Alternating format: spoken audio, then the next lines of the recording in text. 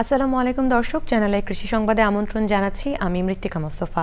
এখনকার সংবাদ আয়োজন একই সঙ্গে চ্যানেলের ইউটিউব চ্যানেলে এবং চ্যানেলের ওটিটি প্ল্যাটফর্ম আইস্ক্রিনে লাইভ স্ট্রিম হচ্ছে। যাচ্ছি বিস্তারিত প্রসঙ্গে।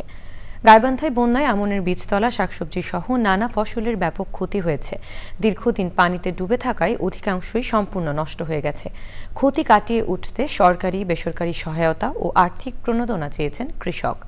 গাইবান্ধা থেকে ফারুক হোসেনের পাঠানো তথ্য ভিডিও চিত্র নিয়ে সুদীপ্তা মাহমুদের রিপোর্ট। টানা ভারী বর্ষণ ও উজান থেকে নেমে আসা ঢলে গাইবান্ধার চর ও নিম্নাঞ্চলে বন্যা দেখা দেয়।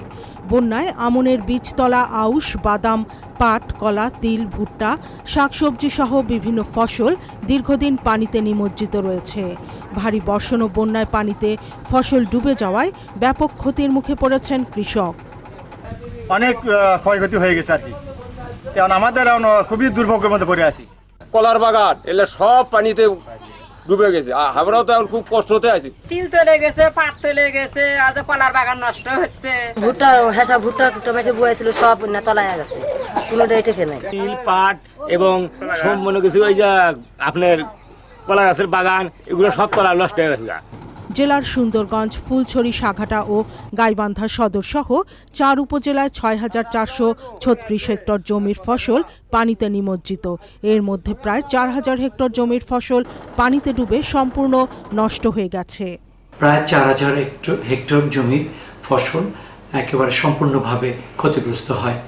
এই ক্ষতিগ্রস্ত ফসলের যদি আমরা আর্থিক বিবেচনা হিসাব করি, প্রায় আমাদের এই 76,78 লক্ষ টাকার মতো কৃষি ফসল ক্ষতি হয়েছে। ফসলি জমি থেকে বন্যার পানি নেমে যাওয়ার সাথে সাথে কৃষক যাতে নতুন করে অন্য ফসল আবাদ করতে পারে, এজন্য তালিকা করে কৃষককে সরকারি প্রণোদনা এবং সহায়তা দেওয়ার কথা জানিয়েছেন স্থানীয় জনপ্রতিনিধি।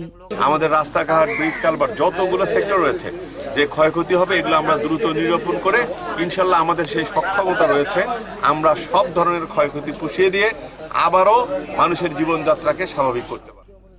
Sudipta Mahmud, channel I. কিশোরগঞ্জে 2023-24 অর্থ বছরে ফ্লাড রিকনস্ট্রাকশন এমার্জেন্সি অ্যাসিস্ট্যান্স প্রকল্পের অর্থায়নে কৃষি প্রযুক্তি মেলা চলছে। সদর উপজেলা পরিষদ প্রাঙ্গণে 3 দিনের মেলার উদ্বোধন করেন জেলা প্রশাসক মোহাম্মদ আবুল কালাম আজাদ। মেলা উপলক্ষে আয়োজিত আলোচনা সভায় বক্তারা বলেন, ফসলি জমির সংকট থাকার পরেও যান্ত্রিকীকরণের ফলে পতিত জমিগুলো আবাদের আওতায় এসেছে। জলবায়ুর প্রভাব মোকাবেলায় গাছ লাগানোর কোনো বিকল্প নেই।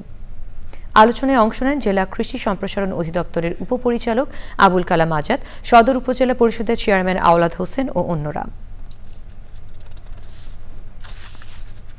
চ্যানেলের কৃষি সংবাদের আজকের আয়োজন এই পর্যন্তই। পরবর্তী সংবাদ আয়োজনে আমন্ত্রণ জানিয়ে শেষ করছি। ধন্যবাদ সবাইকে।